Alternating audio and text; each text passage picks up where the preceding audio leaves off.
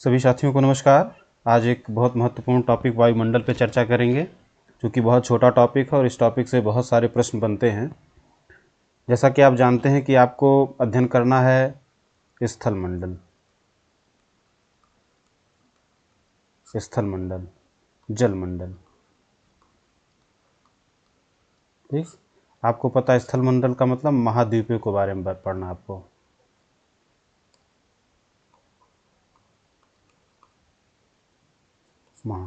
और जलमंडल मतलब महासागर। महाद्वीपों में आपके 7 महाद्वीप हैं, महासागर में आपके 5 महासागर हैं। यहाँ सबसे बड़ा महाद्वीप आपका एशिया महाद्वीप है। ठीक, यहाँ आपका सबसे बड़ा प्रशांत महासागर है। तो इस पे चर्चा होगी। आज हम चर्चा करेंगे वायुमंडल के बारे में। हम वायुमंडल पे चर्चा कर लेते हैं, फिर आगे चलते हैं। चूँकि वायुमंडल क्या है, ये क्यों महत्वपूर्ण है, इस पे कहाँ से प्रश्न बनते हैं, सारे महत्वपूर्ण बिंदुओं को मैं यहाँ कवर करूँगा। तो आइए जो है आगे बढ़ते हैं। देखिए वायुमंडल क्या है, सबसे पहले जानते हैं कि वायुमंडल पृथ्वी के ऊपर एक गैसों की परत है जो पृथ्वी के चारों तरफ फैली हुई है। और वो गैसें जो है पृथ्वी के सतह से इसलिए जुड़ी हैं क्योंकि पृथ्वी पर क्या कार्य करता है, गुरुत्वाकर्षण बल, वो वायुमंडल को पृथ्वी पर बांधे रखता है। जहाँ गुरुत्वाकर्षण बल का मान शून्य होता है, वहाँ वायुमंडल क्या हो जाता है, अंतरिक्ष में विलीन हो जाता है। तो ये चीज़ हमें जाननी है। अब जानिए सबसे पहले कि जो हमारा वायुमंडल है, अगर ये एक गैसों का संगठक, यहाँ गैसों का जो है एक समूह है, समुच्चय है, तो आप देखिए कौन कौन सी गैसें यहाँ पाई जाती हैं। तो सबसे ज़्यादा, ये पहला प्रश्न होता है, सबसे ज़्यादा आपका क्या पाया जाता है, नाइट्रोजन गैस पाई जाती है। क्या पाई जाती है, नाइट्रोजन। उसके बाद फिर ऑक्सीजन गैस पाई जाती है, ऑक्सीजन गैस पाई जाती है। ऑक्सीजन के बाद फिर आपका 1%, देखिए शेष जो है 1% आपकी कौन सी है, आर्गन है, जो है कार्बन डाइऑक्साइड। देखिए यहाँ मात्रा 0.4%, ये कहीं चूँकि अभी मात्रा कुछ ग्लोबल वार्मिंग की वजह से कार्बन डाइऑक्साइड की मात्रा में कुछ बढ़ोतरी हुई है, तो ये दिएगा 0.03% दिया या 0.04%, ये दोनों ऑप्शन सही रहेंगे। तो किताब में जगह जगह वेरी कर रहा है, ठीक है, क्योंकि मात्रा बढ़ी है अभी, तभी पृथ्वी पे तापमान ज़्यादा बढ़ा है, ग्लेशियर्स हमारे पिघल रहे हैं। चूँकि जब भी कार्बन डाइऑक्साइड की मात्रा पृथ्वी अर्थ पर ज़्यादा होगी तो ये ग्लोबल वार्मिंग का इफेक्ट है। यहाँ पर जो है पृथ्वी और गर्म होगी तो आप जानते हैं ग्लेशियर हमारे पिघलेंगे, नदियों का जलस्तर बढ़ेगा। हमारे जो द्वीप होते हैं, द्वीप का मतलब कि जो चारों तरफ से जो है पानी से घिरे हों, तो वो हमारे द्वीप क्या होंगे, कुछ द्वीप हमारे विलुप्त हो जाएंगे, क्योंकि जलस्तर ऊपर हो जाएगा तो डूब जाएंगे। ठीक है, तो ये होता है। तो इसलिए कार्बन डाइऑक्साइड की मात्रा, और आगे देखिए कुछ मात्रा यहाँ हीलियम की होती है और वेपर, जलवाष्प यहाँ उपस्थित होता है। ठीक है, तो देखते हैं सबसे ज़्यादा आपका नाइट्रोजन 78%, 28% ऑक्सीजन।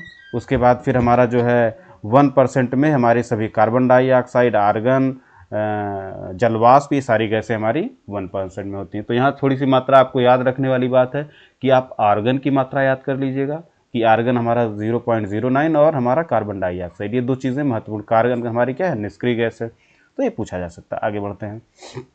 देखिए इस पे लगभग हमारी चर्चा हो गई है कि हाँ, लेकिन ये चीज़ देखना कि वायुमंडल हमारा क्या काम करता है, वायुमंडल हमारे लिए क्यों जरूरी है। तो गैसों का संगठन आप जान लिए कि ये मिश्रण है। अब ये क्या करता है, संरक्षण करता है। चूँकि आप जानते हैं कि सूर्य की जो परावैंगनिक किरणें होती हैं, जब सूर्य की रोशनी आती है तो उसमें जो हमारी अल्ट्रावायलेट रेज होती हैं, वायुमंडल क्या करता है, उनको फिल्टर करता है। वायु जो है वो रोकता है। अल्ट्रावायलेट जो हमारी परावैंगनिक किरणें होती हैं उनको क्या करता है, ये एक अवरोध का काम करता है। ठीक है, अभी आगे उसको और अच्छे से समझेंगे कि कौन सी परत, ओजोन लेयर क्या है, वो हमारा कैसे करती है, तो आगे उस पर चर्चा होगी। ठीक है, तो जिससे पृथ्वी पर जीवन संभव होता है। हाँ, अगर वायुमंडल नहीं रहेगा तो डायरेक्ट अर्थ की क्या है, जो हमारी हानिकारक रेज, अल्ट्रावायलेट रेज हैं, वो डायरेक्ट अर्थ पे आएंगी और मनुष्य का जीवन संभव, मनुष्य या पादप वर्ग, ये हमारा कहेंगे कि पेड़ पौधे, झाड़ियाँ, प्रकृति में जो भी चीज़ें हैं वो सूर्य की जो अल्ट्रावायलेट रेज हैं उसको हार्म पहुँचाएंगी। ठीक है, तमाम तरीके की बीमारियाँ पैदा होंगी और जीवन संभव नहीं होगा। तापमान नियंत्रण, यह क्या करता है, सूर्य की गर्मी पकड़कर पृथ्वी के तापमान को एक सीमित दायरे में बनाए रखता है। जाहिर सी बात है, अभी इसकी चर्चा हो गई। यह पृथ्वी पर जल चक्र में एक प्रमुख भूमिका निभाता है, बिल्कुल प्रमुख भूमिका निभाता है। क्योंकि क्या होता है कि जल चक्र में भाई यहाँ से वेपर जो भी हमारा क्या होता है, जलवाष्प के रूप में पृथ्वी से जो भी जाता है वो वायुमंडल की एक लेयर में एज अ बादल बन के रहता है। भाई जो भी हमारा जलवाष्प गया वो यहाँ बादल बन के रहा, फिर हमारी संघनन क्रिया के द्वारा, संघनन द्वारा क्या होता है, वर्षा होती है, और वर्षा क्या होती है, हमारे पूरी पृथ्वी पर होती। तो एक जल चक्र बन गया कि कैसे जल का पानी बादल बना, फिर बादल से फिर पृथ्वी की सतह पर पानी आया, तो हो गया। पृथ्वी का गुरुत्वाकर्षण बल वायुमंडल के ग्रह की सतह के पास बनाए रखता, बिल्कुल। मतलब पृथ्वी के पास जो है, पृथ्वी का गुरुत्वाकर्षण ही वायुमंडल को पृथ्वी की सतह पर बनाए रखता है। मैंने आपसे पहले ही चर्चा कर ली। वायुमंडल ऊंचाई के साथ विरल होता जाता है। ये भी आप समझ सकते हैं कि जब ऊंचाई जैसे बढ़ेगी पृथ्वी के गुरुत्वाकर्षण बल का मान कम होगा, और जब कम होगा तो वायुमंडल क्या होगा, विरल होता चला जाएगा। वहाँ वायुमंडलीय दाब क्या होगा, कम हो जाएगा। ठीक है, आगे आते हैं, वायुमंडल की परतों के बारे में पढ़ते हैं। जैसा कि आप जानते हैं कि वायुमंडल हमारे जो है काफ़ी लेयर, ये लेयर हमारी जो डिफाइन की जाती हैं, ये आप जानते हैं कि ये कई आधार पर, एक जैसे ताप के आधार पर, ठीक है, और ऊंचाई के आधार पर, और ऊंचाई के आधार पर ये हमारी परतें बनाई गई। मुख्य रूप से ये हमारी 5 परतें हैं। क्षोभ मंडल, जिसको ट्रोपोस्फेयर बोलते हैं, समताप मंडल, ठीक है, मध्य मंडल, तापमंडल, वायुमंडल, ये हमारी 5 है। आप इसका नाम अंग्रेजी में भी हिंदी में भी याद रखिए, ठीक है, क्योंकि ये पूछ लिया जाता है कभी कभी, दोनों नाम नहीं देगा। जैसे पूछ दिया कि अभी आगे ऐसा प्रश्न बनेगा कि मौसम संबंधी घटनाएं वायुमंडल की किस परत में, किस लेयर पे होती है, तो वहाँ क्षोभ मंडल आपने याद रखा है कि क्षोभ मंडल, ठीक है, लेकिन वहाँ दे दिया गया ट्रोपोस्फेयर, स्ट्रेटोस्फेयर, मीजोस्फेयर, थर्मो एक्सो, तो आप शायद कंफ्यूज हो जाएंगे क्षोभ मंडल किसे कहते हैं। इसलिए आपको हिंदी और अंग्रेजी दोनों नाम, यहाँ से एक प्रश्न 100% आना है, कोई बट नहीं, आप इसको पढ़ के जाइएगा, टॉपिक को 100% आएगा। ठीक है, आगे बढ़ते हैं। अब आप इन 5 नाम याद रखिए कि इनका क्या नाम है परतों का, अंग्रेजी और हिंदी में। आगे बढ़ते हैं, इसकी विस्तृत जानकारी, ये देखिए हमने लिखा है कैसे कैसे होता है। पहले अर्थ है, अगर ये पृथ्वी की सतह है तो सबसे पहली लेयर जो हमारी होती है वो 0 से लगभग 12 से 13 किलोमीटर वेरी करती है, फिर ये 50 किलोमीटर, फिर ये 80 किलोमीटर, फिर हमारी 400 किलोमीटर, फिर अंतरिक्ष, एक बहिर्मंडल अंतरिक्ष में विलीन हो जाता है। तो ये हमारी अभी आगे इस पर चर्चा होगी। तो ये हमारी 5 जो है लेयर्स का नाम रख दिया गया है।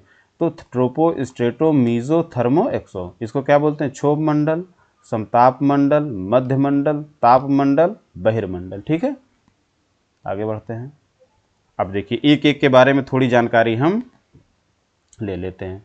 तो आप जैसा कि लिखा है कि क्षोभ मंडल, यह वायुमंडल की सबसे निचली परत होती है। निचली परत होने का मतलब कि ये पृथ्वी के सबसे करीब होगी, जैसा कि आपको मैंने दिखाया कि देखिए सबसे वायुमंडल की सबसे निचली परत, इसका मतलब पृथ्वी की सतह की सबसे करीब होगी। ठीक है, आगे बढ़िए, करीब होती है। और इसकी औसत ऊंचाई, चूंकि देखिए उस ऊंचाइयां वेरी करती हैं। अर्थ है, अगर हमारी ये अर्थ है तो आप देखेंगे ये हमारा इक्वेटर है, भूमध्य रेखा, इस पर मैंने चर्चा कर ली है। तो यहाँ इस भूमध्य रेखा पर इसकी जो हमारी क्षोभ मंडल की ऊंचाई हो सकता है वो 18 किलोमीटर है। देखिए 8 से लेकर 18 किलोमीटर होती है। लेकिन अन्य जगहों, पृथ्वी पे अन्य सतहों पे, चाहे ध्रुव हो या हमारा कर्क रेखा के ऊपर, मकर रेखा के ऊपर, वहाँ पर इसकी औसत जो ऊंचाई है वो 12 से 13 किलोमीटर होती है। कितनी होती है, 12 से 13 किलोमीटर होती है। और आप ये चीज़ यहाँ जान लीजिए कि मौसम संबंधी सभी जो है जितनी भी घटनाएं, चाहे वो कोहरा हो, वर्षा हो, ओलावृष्टि हो, सब हमारी कहाँ होती हैं, क्षोभ मंडल में ही होती है। ये आप देखते होंगे, अगर आपने प्लेन से यात्रा की होगी, तो जब प्लेन से यात्रा की होगी तो जैसे ही आपका प्लेन टेक ऑफ करता है, ठीक है, तो आप देखते हैं क्या होता है, कुछ ऊंचाई पे जाने के बाद आप बादलों के बीच में रहते हैं, फिर आप एकदम ऊंचाई पे चले जाते हैं। ऊंचाई पे देखते हैं तो आपको बादल ऐसे नीचे दिखेंगे, बादल आपको ऐसे, आप ऊपर उड़ रहे होंगे लेकिन बादल क्या है, नीचे हैं। प्लेन ऊपर क्यों गया, प्लेन ऊपर इसलिए गया कि यदि अगर बादल हैं तो मतलब उसको उड़ने में क्या होगी, समस्या होगी, नेविगेट करने में, उसका पाथ क्या है, जो भी वहाँ के पैरामीटर्स हों वहाँ समस्या होगी। और जब इससे ऊपर उड़ेगा तो मौसम संबंधी सभी घटनाओं से फ्री रहेगा और इजीली क्या होगा, वो उड़ सकेगा बिना किसी अवरोध, बिना किसी हस्तक्षेप के। तो इसीलिए कहा जाता है कि क्षोभ मंडल में सभी मौसम संबंधी घटनाएं होती हैं, और क्षोभ मंडल से जस्ट ऊपर, चूंकि बादल ऐसे ऊपर, प्लेन ऊपर चला गया, बादल नीचे दिख रहा है जैसे मैं आपसे कह रहा हूँ, तो उसके जस्ट नीचे हमारी क्या होती है, प्लेन हमारी उड़ती है। तो प्लेन हमारी कहाँ उड़ेगी, अगर ये हो जाए कि हमारी जो है हवाई जहाज कहाँ उड़ता है, तो हमारा कहाँ उड़ता है, समताप मंडल में, स्ट्रेटोस्फीयर में। ठीक है, मुझे लगता है सबको समझ में आया।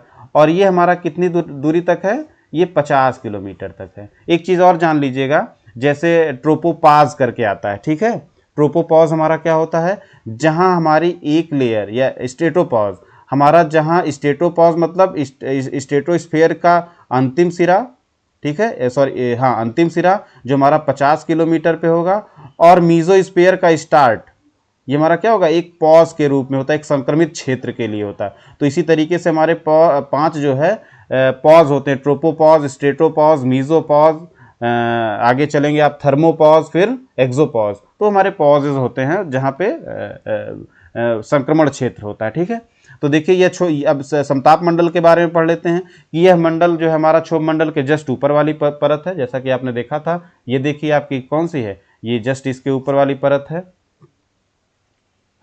और क्या होता है यहाँ, इसकी ऊंचाई जो है 50 किलोमीटर के अप्रॉक्स होती है, और इसी में क्या पाई जाती है, ओजोन लेयर। क्या होता है, ओजोन लेयर पाई जाती है। तो ओजोन लेयर का काम क्या होता है, ओजोन लेयर का काम आप जान ही रहे हैं क्या होता है।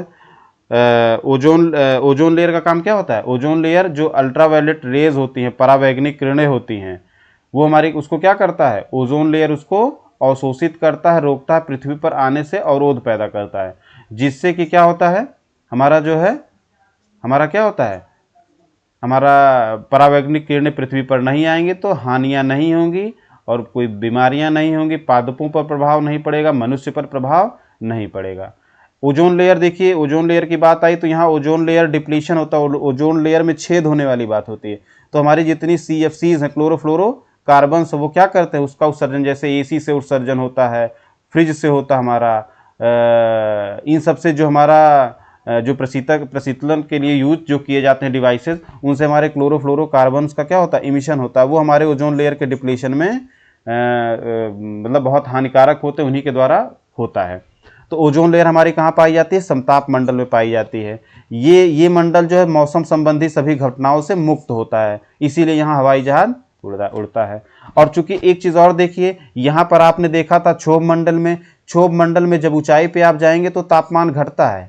इसका अनुभव करिए कि जब हमारा ये अर्थ है, आप देखिए अर्थ पे हमारी क्या आ रही है, अर्थ पे हमारी सनरेज आ रही हैं, सूर्य की किरणें आ रही हैं, तो हर अर्थ क्या होगा, कुछ न कुछ हीट होगा।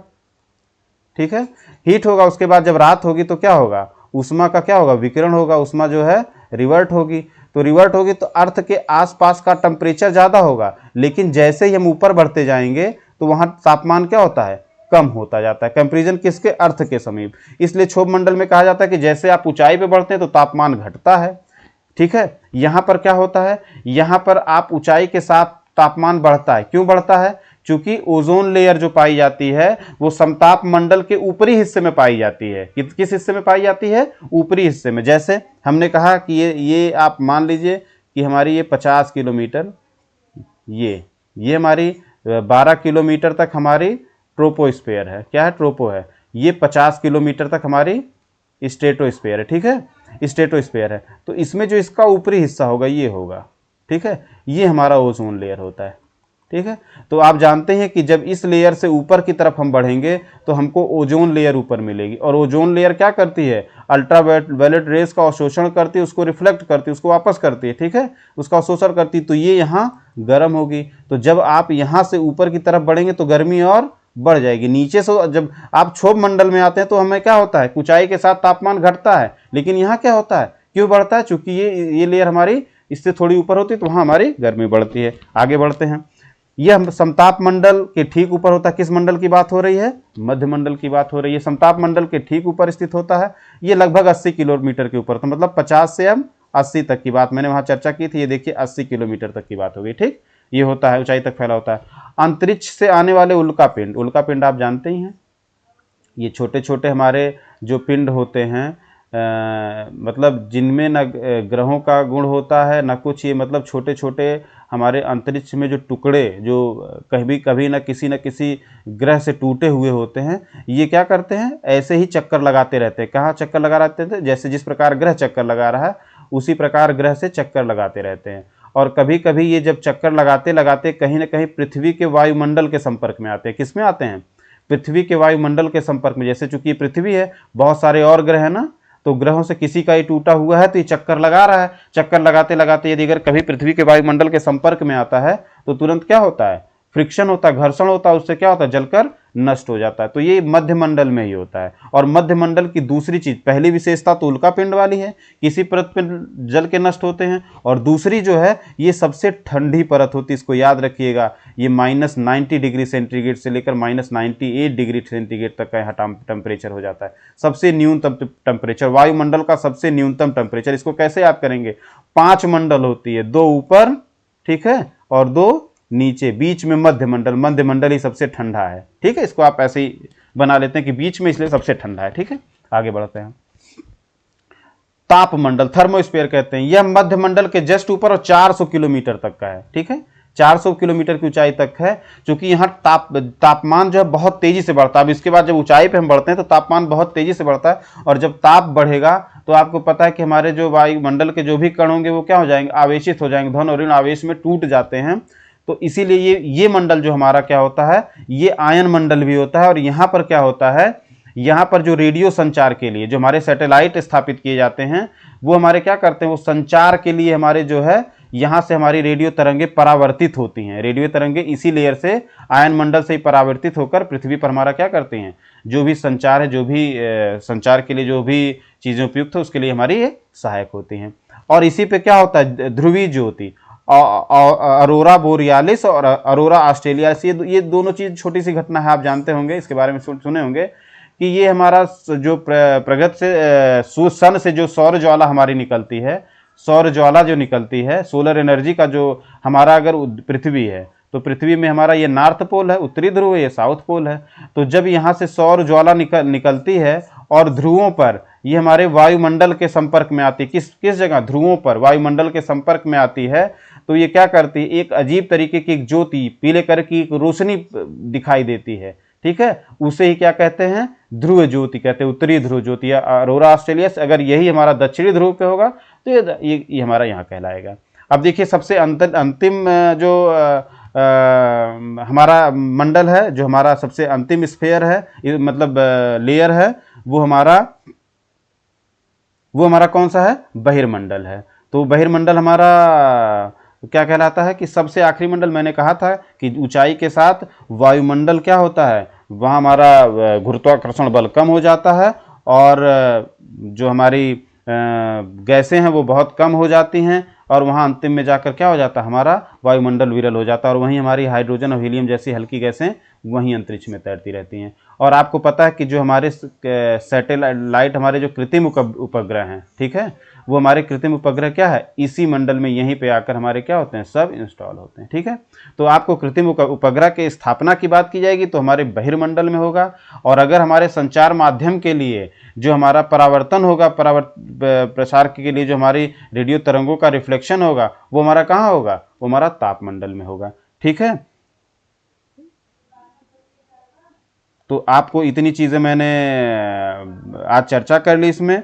और आप जानते हैं कि एक चीज़ और, जैसे ओजोन लेयर आपकी चर्चा हो गई। आपको जो इसमें महत्वपूर्ण प्रश्न है वो आपको ध्यान देना है। क्षोभ मंडल में क्या ध्यान देना है कि मौसम संबंधी सभी घटनाएं हमारी क्षोभ मंडल में होती, चाहे वो कोहरा हो, वर्षा हो, ओलावृष्टि हो, सभी है। यहाँ पर तापमान का कम क्यों होता है, इसकी मैंने चर्चा कर दी थी कि ये अर्थ पे हमारे विकिरण, उष्मीय विकिरण जब होता है रात में, तो अर्थ पे टेम्परेचर कहीं ना कहीं गर्म रहता है, और जैसे ऊपर बढ़ते हैं तो वहाँ तापमान घटता रहता है। समताप मंडल में हमने बताया कि समताप मंडल में हमारी ओजोन लेयर पाई जाती है। ओजोन लेयर कहाँ पाई जाती है, हमने आपसे ये भी चर्चा की, ये 50 किलोमीटर का जो 12 से लेकर 50 किलोमीटर तक का है, ये हमारा समताप मंडल। इसमें ऊपरी मंडल जो हमारा होता है ओजोन लेयर होती है। और ओजोन लेयर क्या करती है, हमारे ऊष्मीय विकिरण को, जो हमारा परावैगनिक विकिरण है, उसको क्या करता है, पृथ्वी पर आने से रोकता है, जिसपे पृथ्वी पे सामान्य जो जनजीवन है उस पर कोई असर न पड़े, इसलिए जो है हमारी ओजोन परत का जो बहुत महत्व होता है। ओजोन परत, एक चीज़ और, यहाँ ओजोन परत की बात है तो ओजोन परत की मोटाई नापी जाती है। कहीं कहीं देखते हैं ना, बताया जाता है कि अंटार्कटिका में ओजोन परत डिप्लीशन हुआ, वहाँ छेद देखा गया। तो छेद का मतलब कोई होल नहीं हो जाता, डिप्लीशन का मतलब पतली हो जाती है। तो इसका मतलब इसको ओजोन लेयर को किससे नापते हैं? डॉब्सन इसकी यूनिट होती है। क्या होती है? डॉब्सन। डॉब्सन एक इकाई है जिसके द्वारा हम क्या नापते हैं? ओजोन परत की मोटाई नापते हैं। तो ये तो हो गई ओजोन। तो दूसरा समताप मंडल किसके लिए फेमस होता है? एक होता है ओजोन लेयर के लिए, दूसरा होता है क्योंकि यहाँ मौसम संबंधी सभी घटनाएं होती तो यहाँ वायुयान नहीं उड़ेगा, इसको क्रॉस करके जस्ट समताप मंडल में जाके उड़ता, चूंकि वहां पर मौसम संबंधी कोई घटनाएं, कोई बादल, कुछ नहीं है, तो इजीली हवाई जहाज इस मंडल में। तो यहाँ दो, ओजोन लेयर और हवाई मंडल। मध्य मंडल को आपको याद रखना है कि यहाँ हमारे जो उल्का पिंड है वो वायुमंडल के संपर्क में मध्य मंडल में ही आते हैं तो जलकर राख हो जाते हैं। जो जलकर राख होते हैं वो उल्कास्म कहे जाते हैं, और जो जलने के बाद पिंड जैसे पड़े रहते हैं वो उल्का पिंड हो जाते हैं। ठीक है, आगे आगे बात बढ़ती है। और यहाँ दूसरा जो मेन है, यहाँ सबसे न्यूनतम तापमान मध्यमंडल में होता है। तापमंडल में आपको इसको आयन मंडल भी कहते हैं, चूंकि यहाँ टेम्परेचर ज़्यादा होता है, ऊंचाई के साथ यहाँ ताप बढ़ता है, और ताप बढ़ने की वजह से हमारे आयनित हो जाते हैं कण जो है आवेशित हो जाते हैं धन और ऋण आयन में।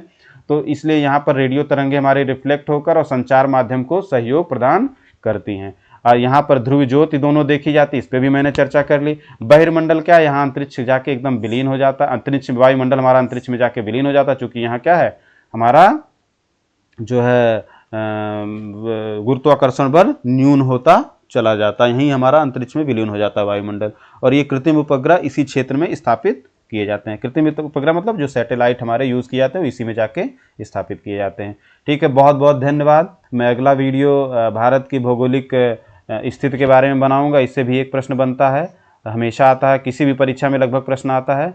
तो आप मेरे साथ जुड़े रहिए, वीडियो को देखते रहिए, शेयर करिए, लाइक करिए। बहुत बहुत धन्यवाद आपका।